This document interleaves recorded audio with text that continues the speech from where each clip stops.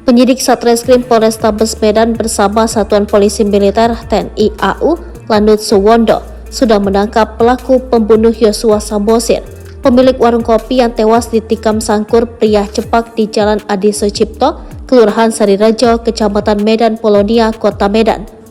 Melansir dari Tribun Medan, menurut informasi, pelaku pembunuhan Yosua Samosir adalah oknum anggota TNI AU Pratu AR.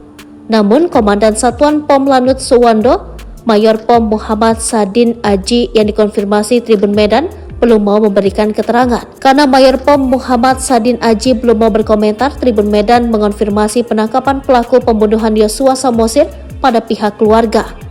Berto Siagian, saksi mata sekaligus kerabat korban, membenarkan bahwa pembunuh Yosua Samosir sudah ditangkap.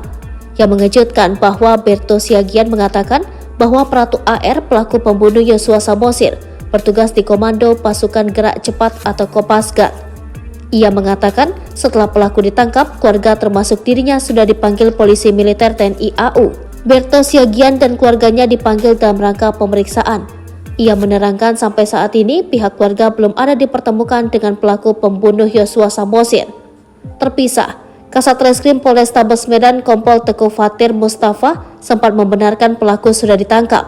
Ia menyampaikan saat ini pihaknya sedang berkoordinasi dengan POM TNI AU untuk penanganan kasus tersebut. Terpisah, Kepala Penerangan dan Perpustakaan Kosek 1 Medan, Reda Dani, mengatakan pihaknya mendukung penuh polisi mengungkap kasus ini. Katanya jika benar ada oknum anggota terlibat membunuh pemilik warung kopi tersebut, dipastikan akan menjalani hukuman sesuai perundang-undangan yang berlaku.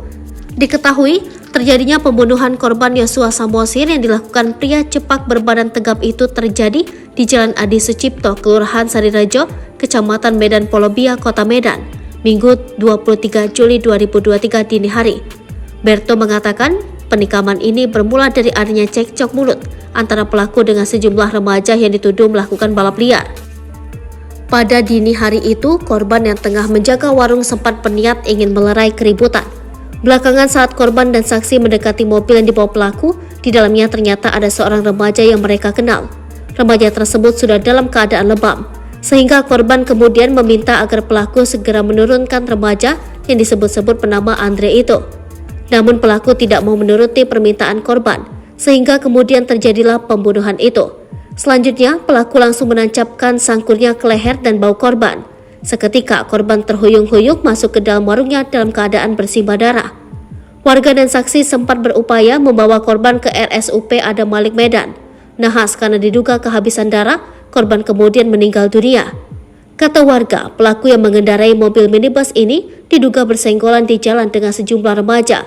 Saat itu para remaja dikabarkan kebut-kebutan dan melakukan balap liar, hingga membuat pelaku tidak senang.